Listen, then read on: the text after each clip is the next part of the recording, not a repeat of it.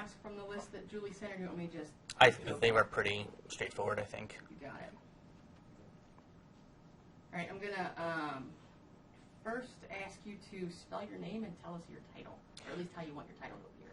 So first name is Jeff, J-E-F-F, and last name is Kuznekoff, spelled K-U-Z-N-E-K-O-F-F, and I'm an assistant professor in the Department of Integrative Studies. Excellent.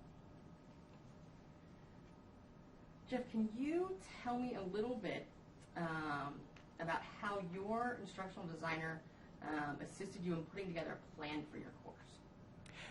Sure. I talked with my instructional designer about what I was doing in my face-to-face class and somewhat of the vision I had for moving that from face-to-face to online.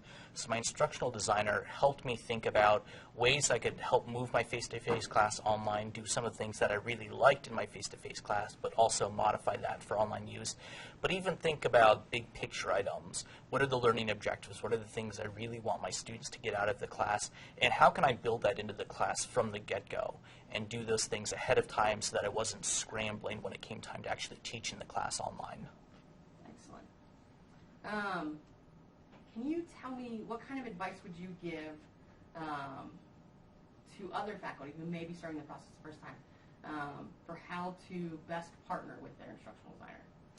I think it's having a really good open dialogue with your instructional designer. They're there to help you. Sure, sometimes you might not understand what they're saying, but it's coming from a really important place. What I found with online classes is that the vast majority of the work is on the front end of the design end of things. But once you have a highly polished design that's clearly thought out and clearly articulated, that makes for a really good online class. It makes for a good experience as an instructor, and I think it makes for an even better experience for our students. And really, the instructional designers are there to help you achieve that and help you realize the vision that you have for your online class. They're experts in how to do that, so they're there to help you guide through the process, but you're really the content expert who's deciding what content needs to be on there and how to help your students reach those objectives that you have. Excellent. Can you tell me a little bit about, you use collaborative class projects. You have something called an interpersonal communication guidebook, correct? Mm-hmm. Yep. Can you tell me a little bit about that and how it came about?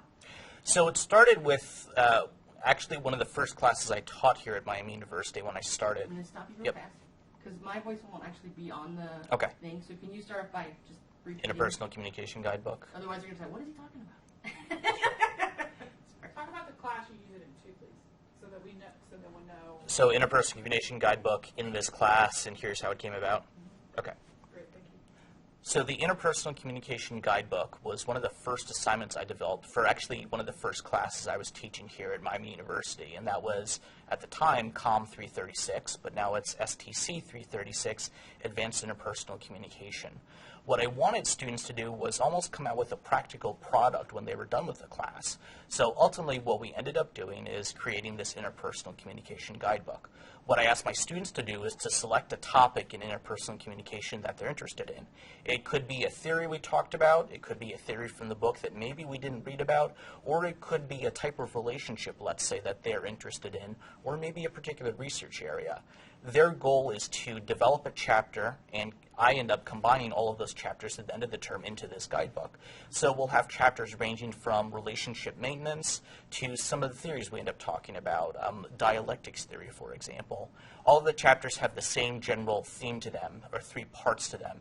A background section where we talk about this theory, where it came from and why it's important.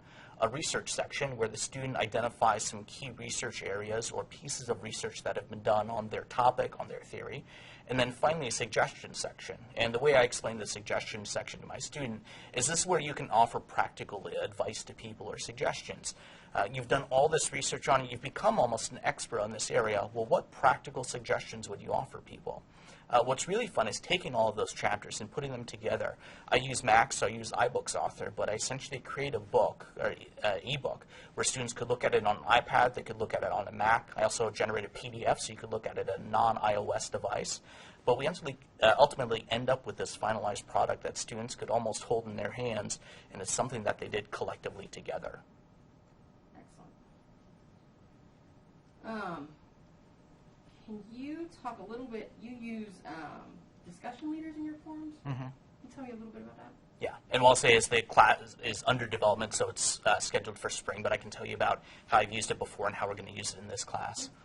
So one of the things I really like about my face-to-face class is having a discussion leader. What that means is students are responsible for signing up to be one of the discussion leaders. They pick one of the days that we have in class and one of the readings, and they're responsible for doing a couple different things, all of these in advance of coming to class. They read through the article or the chapter that we have. They generate a 2-page summary of that reading. They also generate 10 open-ended questions meant to guide discussion. And then lastly, they go out and find a scholarly peer-reviewed journal article that somehow relates to that. Maybe it's by the same author, maybe it's using the same theory, but they find an outside article and they also summarize that. What we do when we come to class is the discussion leader will take about 15 to 20 minutes in class and meet in a small group, and they'll lead discussion using those 10 open-ended questions. What I found is that's a great way for students to talk about their understanding of the reading, gain other perspectives by talking with other students, but then also bring that back to our general class discussion about the theories that we have. What I'm doing for the online class is having students do that, but I'm planning on using VoiceThread, which allows you to post audio comments instead of just text-based discussion comments. So my hope is that through VoiceThread, we can somewhat mimic the great dynamic we can have in a face-to-face class, but do that online and avoid just a simple text-based discussion board. Excellent. I'm going to go back to the process a little. Sure. That's okay. Can you tell me a little bit about some of the strategies that your instructional designer brought to your course development? So you were thinking, this, I really want to do this. Mm-hmm. What did your instructional designer do to help you make that happen? I'm thinking for a second. Go right ahead. Yeah. It usually takes me a minute or two. Yeah. I think one of the things that I wanted to avoid in a past online class that I taught at a different university, I had the typical kind of end-of-module quiz. And what I found was that a good chunk of students were simply copying it out of the book. And I found that rather frustrating. Even when I explicitly said you wouldn't get any credit for that, I would still have students doing it. And it frustrated me as an instructor, and they were also robbing themselves of the experience of actually reading the material and coming up with their own understanding of it. I wanted to avoid doing that, and my instructional designer helped me develop a strategy for potentially avoiding that. For example, my online exam for this class is going to be open book. I talked with my instructional designer about what their thoughts were on this, some suggestions, how they thought it might work. And through that, we were able to hash out how I might do the final exam so that students can really demonstrate the learning that they have and avoid some of the pitfalls that I've seen in past experiences with online classes. Can you tell me a little bit about how you put yourself in your course? So I think it's really important for the instructor to put themselves in the course. The way that I do that is I put myself in front of the camera quite a bit, even though that's not one of my favorite things to do. So in each module I have a video lecture, and typically that's me talking through the keynote or PowerPoint that I have. But for each assignment that I have a couple-minute video where it's just me talking with the student about that particular assignment.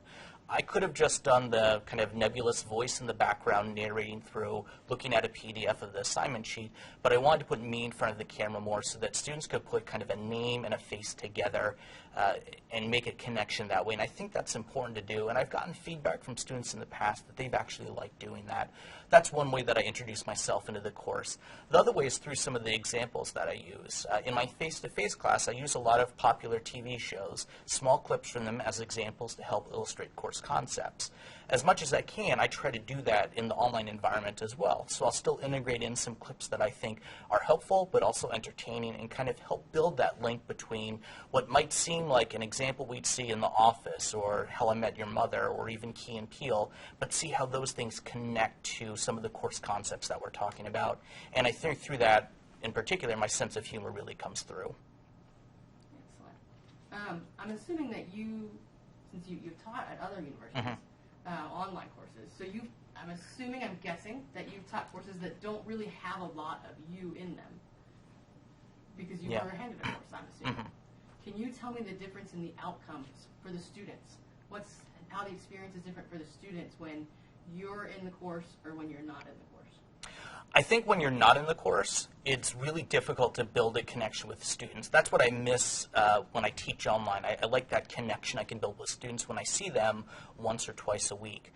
I think when I'm able to do that online by introducing myself into the course more, it keeps students more engaged. It's also more engaging for me when I know students are starting to build that connection with me and might even see me. If they're a student who does take face-to-face classes but is taking my class online, they might see me in the hallway and recognize the face, which is kind of an exciting thing to happen. I think that's really different than if you're just handed a course where you're not really in it, and I think it can be difficult to build that connection. Excellent.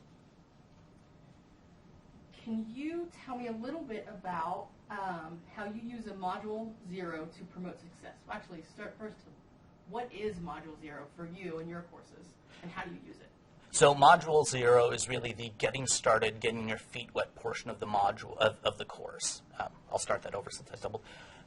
Module 0 for me is really the getting started, getting your feet wet portion of the course. That's one where it's very low stakes. It's just to get students accustomed to the interface of using Canvas, the general layout of where important things are in the course, like the course schedule, the syllabus, even me, for example. So I think having that opportunity for students to be able to stumble around Canvas a little bit, be able to read the important things that I want them to read from the get-go, things like the syllabus and course schedule, I think we really need that Module 0 to do that effectively. So for me, it's here's the really important information that I want you to know now, here's where you can go for resources, and here's me, and talk about myself and introduce myself to students. I think that's a very valuable module to have.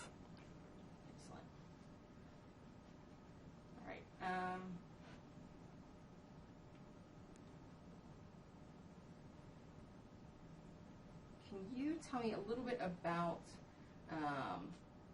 your online course structure? How did your instructional designer help you with the structure of your course? How does consistent structure help your students? I think having a consistent structure throughout the course is one of the key things that I like about online classes, and particularly the way we're doing it here. I think having that consistency makes it easier, frankly, as an instructor, and I especially think it makes it easier for a student when you've got that base level consistency. They know what to expect from going from one module to the next. I think that decreases some anxiety, it decreases some uncertainty, and decreasing those is generally good things. I think the instructional designer helped me to realize what needs to be consistent at a base level throughout, where I might be able to deviate just a little bit to really tease out some of the concepts that I think are important in particular modules, and even just the overall structure of the course, where I might be able to build in a writing week, let's say, so that students have that opportunity to take a little bit of a break from our normal schedule, but to have that time back to work on some of our larger projects, and where to space some of those things out. Can you tell me a little bit about, actually, I want to go back to the process. Yeah. If that's okay. Talk to, what did it look like for you? What happened when you met with your instructional designer? What were your expectations of them? Mm-hmm. What were their expectations of you? I think my expectations of my instructional designer was to help me through the process. I had a general idea, most certainly, of what I wanted to avoid. I think that's how I came at it. I want to avoid doing X, Y, and Z things. How do I build a better online course that I'm going to be happy with, but more importantly, that my students are going to be happy with and ones they're going to learn from? So that's how I approached that initial meeting with the instructional designer, and even asking questions in terms of how should this be structured, and that was simple. That was kind of the module system that we have that works well. But my expectations are for the instructional designer to help me through that initial process, but then also be a sounding board in terms of, here's an idea I'm thinking of, how might we be able to do that in my online class? And for my instructional designer to help me through that process, to have some ideas or maybe some expertise in areas that I'm not familiar with, or particular websites or apps I might be able to use that really help to engage students in the learning process. Excellent. I think that's great. Was there anything that you wanted to touch on today that I have not asked you? I don't think so, no. No? Okay. Excellent. I'm good. Yeah, that was great. Good. That was very good. Good. Thank you. You're welcome.